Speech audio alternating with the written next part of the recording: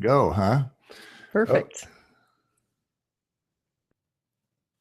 Go for it. All right. Welcome to the Home Medic, where we help keep your money in your wallet, your family out of the hospital. We have Heidi Hansine. It's great to be with you, Garth. Inaugural video on the YouTube thing. This is an experience for both of us.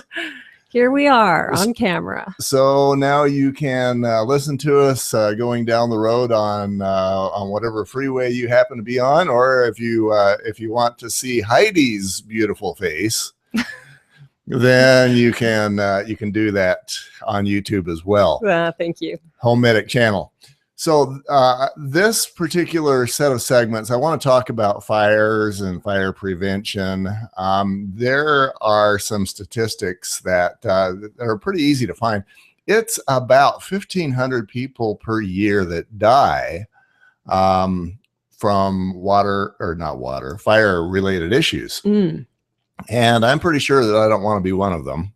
Me either. Yeah, and probably not my kids either. They used to be teenagers, and sometimes you wonder about your teenagers. But no, we need them to all stay alive. Right. So in this particular podcast, I want to talk about furnaces and water heaters specifically. We all have them. Hopefully, at least the lucky ones, right? And as the home inspector, I will often go to a home. And especially in the apartments where you've got just a little bit of space, you'll have boxes and crap, just, and brooms and vacuum cleaners and whatever else might be in a home stored there. And all of that stuff is just waiting for there to be maybe some flame rollout coming out of the water heater. Whatever it is, just any crazy little thing that can go wrong. So you mean I can't use my furnace room as a storage room anymore? No, darn. You can't.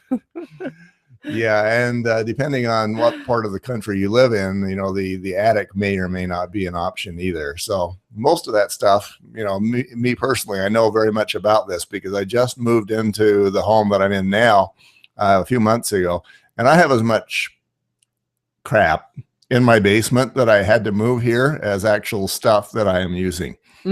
So if you're like me, and I suspect that you are, I definitely can be, then you probably want to just get rid of that stuff. I want to put a lot of these sorts of things on your radar. For example, combustibles right near the furnace. A rule of thumb can be 6 inches, but a lot of that's going to depend on what the manufacturer's recommendation is. Yeah, do you really want to put a combustible that close, though? 6 inches doesn't seem like a whole lot to me. Yeah, it's really surprised. Not. And then in other categories, the number is 18 inches. But again, there's no hard and fast rule because it's going to depend on the manufacturer and how they built their furnace and or water heater. So maybe, how about 2 feet? Yeah, or 3 feet, or just let's to make be a home safe. medic rule. Let's just to be safe, another room. Don't put stuff near your. Let's go for 2 feet, Heidi. And so you got those, and I want you to take a look at things, combustibles, and that can be boxes. It can be, like I say, the broom. Who knows? Even parts of the vacuum cleaner might be combustible because you got the plastic going on there.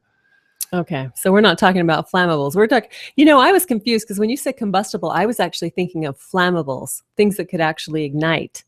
But you're thinking of things that could be ignited. Yeah. Not actively, but passively. Right. Okay. Right. Perfect. Yeah. One of my stories that I talk about when we go into the mold category is that I did a home inspection. It was in an apartment, and the renters were trying to get out of their contract. Right.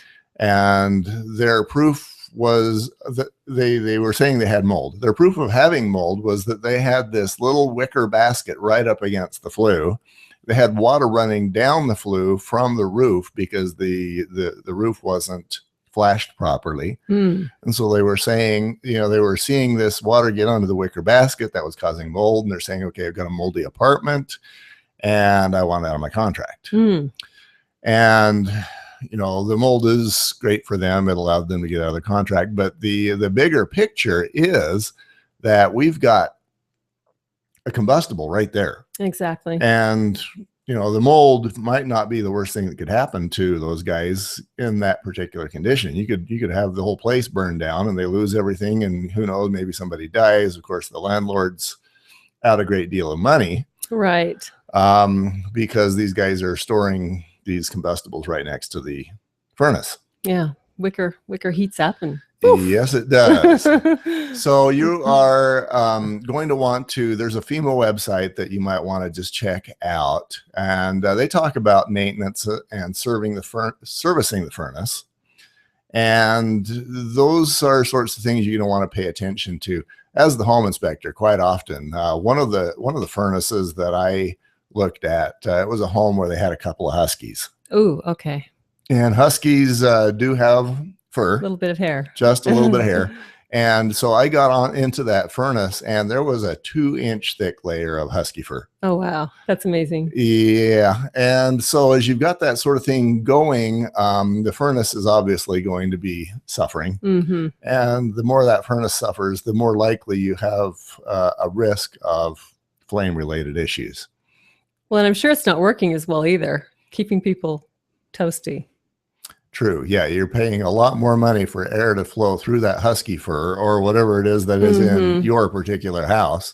And, it's all about airflow. You're paying money for that fan to force air through the system. And the more difficult it is for that to happen, the more expensive it gets come time to pay the bills. Exactly. And we want to keep those bills down. Most of us do. Most of us care about that. Not all of us, but yeah. I thought you were the one that was the millionaire S that didn't care about the money. No, it kind of ebbs and flows, but I care. Another thing I want to have you be aware of as you're thinking about your furnace and your water heater as relates to fires and prevention is that we need an earthquake strap on the water heater. Oh, that's a good idea. It took me a long time to get that. I finally have that now. Yeah, I'm going to say that probably 30% of the homes that I do, they don't bother, they'll replace a water heater, but they don't bother replacing the peripherals. Well, and what about the little copper conduit? Don't you want one of those accordion style ones that sort of flexes and gives too, so that doesn't snap? Right. Yeah. And you can go copper, you can go with some other options, but I want you to be aware, especially if you're in California or an area where you might have earthquake and seismic, if you're in Oklahoma, maybe it doesn't matter.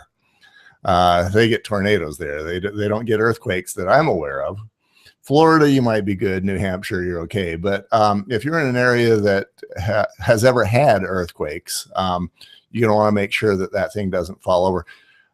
There was a number of years ago where California had one of those earthquakes, and you had entire neighborhoods that were all burning down. And it was happening because water heaters were falling over. And now you've got a flame right next to a very large gas source and things start burning. So there you go. Get that accordion style connection and the strap. Yeah. And that kind of fits into the $10 and $10,000 rule. Absolutely. The strap itself, I don't know, Home Depot, what, $5-7, something like that. I think the challenge is knowing how to mount it. Right. Going to buy the strap is the easy part. And then you put it in the sack and you bring it home and you're waiting for your husband to figure it out. Or maybe you don't even have a husband, or maybe you don't have a wife. Oh, you totally own this. And here's why.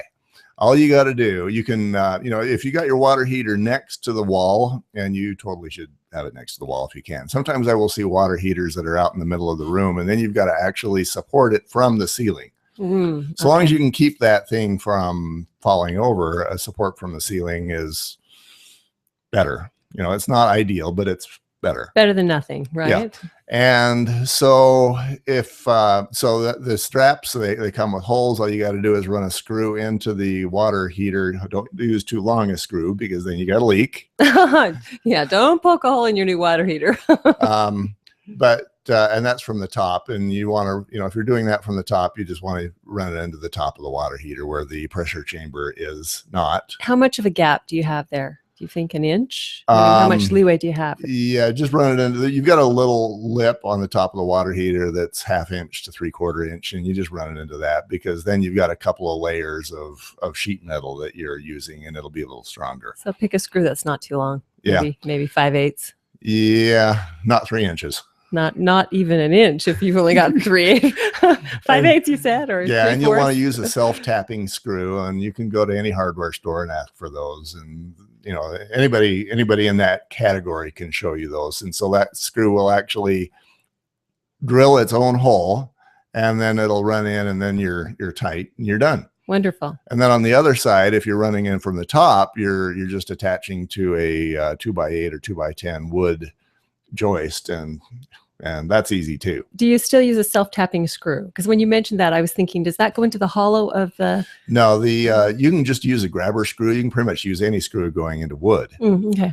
And if you're doing into concrete, maybe you're doing the foundation, then that gets a little bit more involved. You'll need basically, if you're not comfortable doing it yourself, then hire some handyman. I don't know, $50 an hour. It'll take him 10 minutes, and he'll charge you $50, and it'll be done. But that $50 is a good expenditure compared to having the house burned down and all of your children are needing a casket. Yeah, definitely. Sometimes you can go on the local, .com radio news station and place an ad for somebody. They'll do it for less than that, for less than $50 an hour. Yeah, true. Yeah, sometimes you can get the neighbor to come over, and if you bat your eyelashes at him, maybe he'll do it for free. Ooh, but that's not free. That's expensive. That doesn't work for me. I've tried batting my eyelashes. That doesn't work for me either. Thank you, Heidi. You are now master of your mansion for furnace and water heater fire prevention. Even if your mansion happens to be a teepee in the backyard. Oh, hey, no, I'm still sticking with that hut in Bora Bora. Okay, you're in Bora Bora still. Good to know. Yeah. If you have questions about this, or if you want to know about fire prevention in your garage and your fireplace and in the rest of the house, we have more information, and you can get that at my website, homemedicusa.com. And that's where you want to go. And finally, and as always, be yourself, because everybody else is taken. They're all taken. Okay.